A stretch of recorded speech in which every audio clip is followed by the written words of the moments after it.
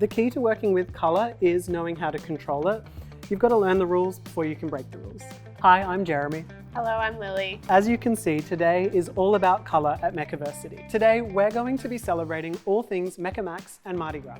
By the end of this session, we hope that you'll feel confident using the techniques we show you to express yourself through colour. Today, we've done this look to celebrate Mardi Gras, but colour can be a really great way to celebrate yourself at any time. Lily, how do you find colour helps you express yourself?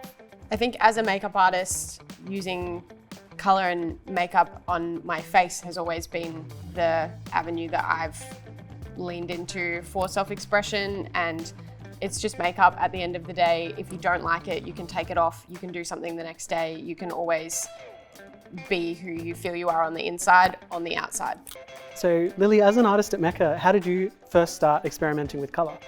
I think I started small and gradually got a bit more confident as my skill set developed. So probably starting with things like a bold lip was where I was most comfortable, then things like maybe a pop of colour on the inner corner or the lower lash line, and then now when someone wants like a bold, colourful eye look, it's like, yeah, let's do it. Fun. Yeah. It's exciting now rather than scary. Let's do go. it. The first step in the look will be blush.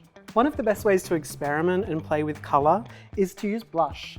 It's really easy to build it up, bring it down, and place it where you find flattering for you.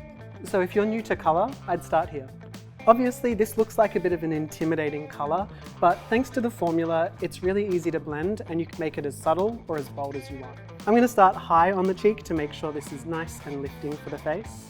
And I'm just going to draw a nice stripe going from the corner of the eye towards the ear. Already I love that colour, but let's blend it out. With my ring finger, I'm going to pat that into the cheek because the ring finger is nice and gentle and you're also going to have a lot more control with it. But already you can see how quickly that's blending out. I love this colour. I wear this one all the time. It's the best. I really like it on the lips as well. If I'm wearing it on the cheeks, I press like a little bit in the center of the lips with a balm over the top. It makes everything look really cohesive. Spoiler alert, we'll be putting it on the lips today too. Oh, I love that. I'm bringing this colour up into Lily's temple as well, so that we have a really beautiful draped look on the cheeks. It's a nice way to get a wash of colour all the way through the complexion. There's the blush for this look, already beautiful and bright. You could stop there as a great way to express yourself through colour. But another way to have fun can be through texture. We're going to apply some glow now, which is a great way to have a bit of shine without going to glitter. Yet. To apply some highlighter now, I'm again using my fingers and I'm going to find the high points of Lily's face where I can already see a little bit of glow happening. And I'm just going to apply this liquid highlighter, which will give us a really nice skin-like but really glowy finish. But with this, I find you can really just pat to blend it out. I try not to swipe too much because swiping liquids can pull the makeup from underneath, so patting is your best friend. So there's the cheeks done, have a look at that. Yeah, it looks amazing. I would go out probably with just that and maybe add a lip. Speaking of a lip, we can use that same cheek product on the lips, named Juicy, to give you a bit of a juicy lip as well. This is a great trick if you're not quite ready for a bold lip. So this could be a great way to play with colour, cheek, lip, and you're done. No, let's take it up a notch. So when working with colour, the first thing to do is put down a soft wash of it so that you have a really nice, easy base to work with and build up from there. The other reason a base like this is so nice to use is that it's going to create more trueness of colour, but it's also going to grip to all other shadows and products that you put on top.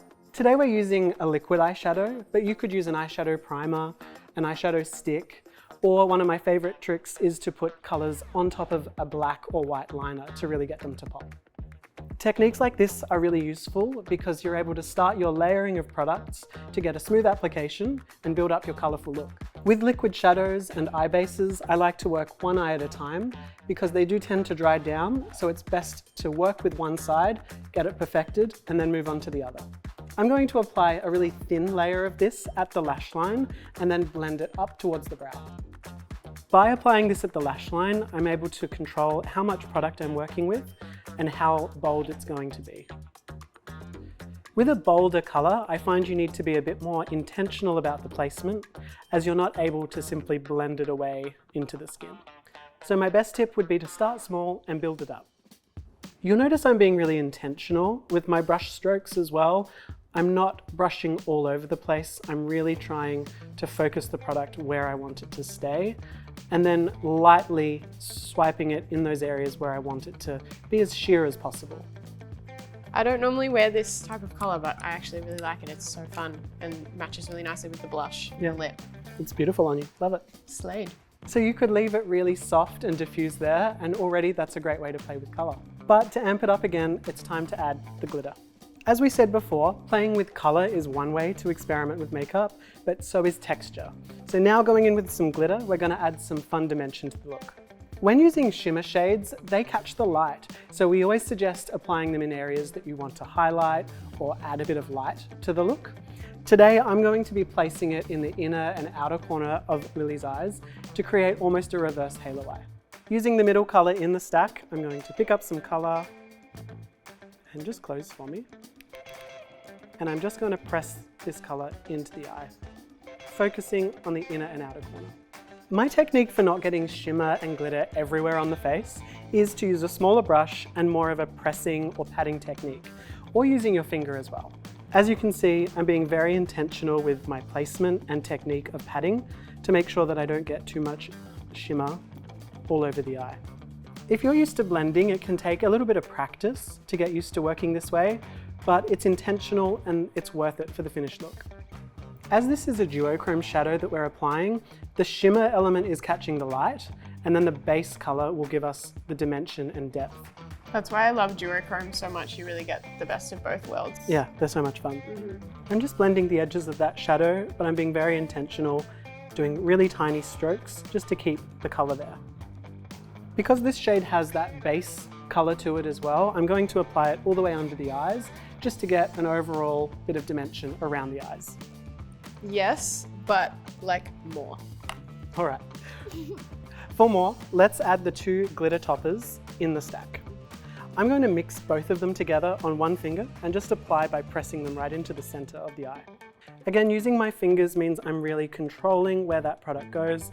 There's no fallout, and your finger's really able to press that right into the skin and get the most dimension and fun.